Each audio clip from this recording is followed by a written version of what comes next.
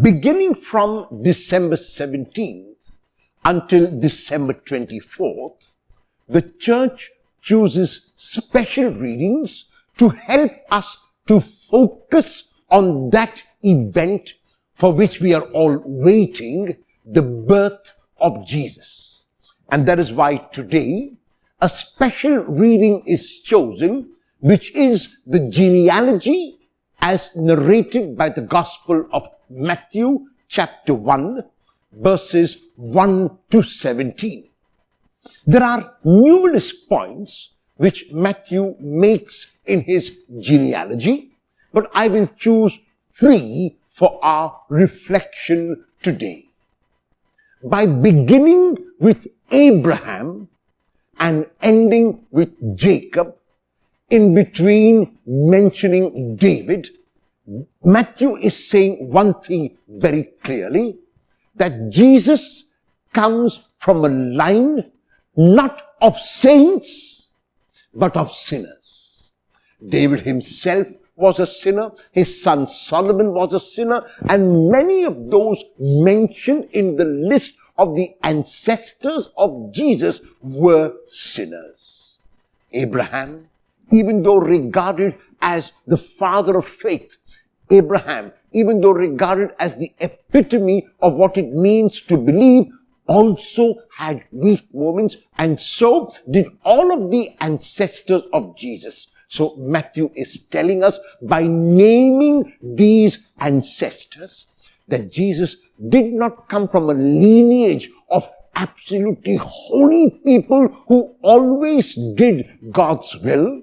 Jesus came from a lineage of people who also faltered, who were also frail, who were also human, and who sometimes let their humanity get the better of them.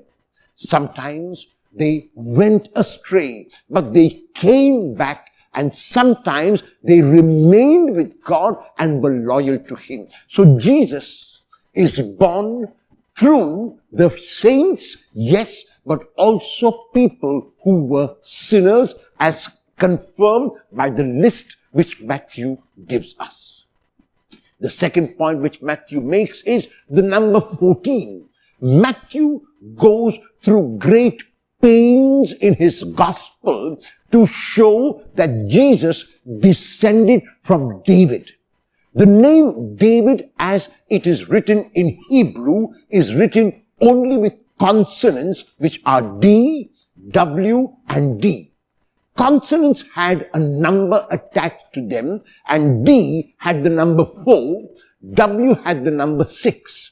If there are 2 Ds and you count them, which are 8, 4 plus 4, and the W, which is 6, you get 14. So Matthew goes through great pains to show that there are 3 generations of 14 ancestors until Jesus. Why 3 and why 14? 14, because 14 is the number of David's name. So Matthew wants to make very explicit that Jesus is indeed from the lineage of David. Why does Matthew go through such great pains to show that Jesus is son of David or from the lineage of David? Because the people at that time believed that the Messiah had to be a descendant of David. Obviously, Jesus is much, much greater than David, but also from his lineage. And so Matthew wanted that those who read his gospel recognize Jesus as that Messiah, as that son of David, who indeed is to come. The second reason why Matthew speaks about 3 and 14, there are 14 generations, but 3 of 14 is because 3 is regarded as the complete number. The Father, the Son, and the Spirit. Regarded as the complete number. And so Matthew wants to show that in the birth of Jesus, there is completion. Now, nothing more requires to be done. Matthew, unlike Luke, who does not mention a single woman in his genealogy, mentions 4 women who are Rahab, Ruth, Uriah's wife, and Mary.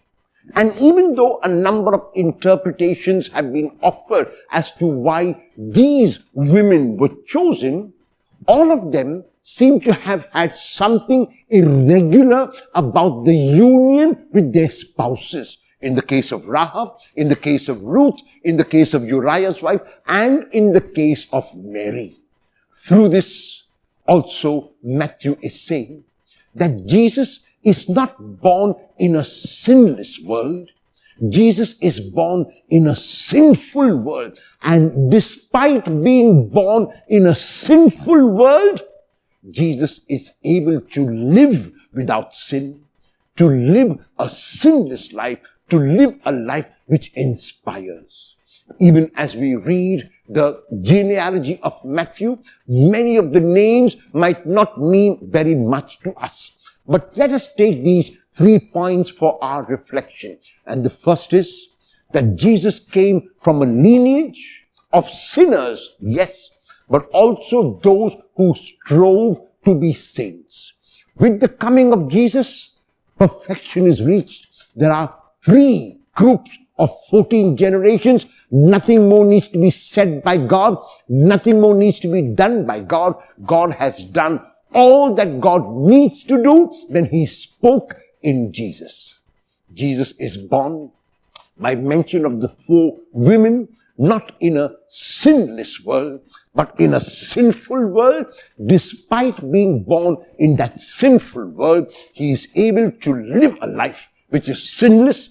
He is able to live a life which inspires. He is able to live a life where He invites us to love.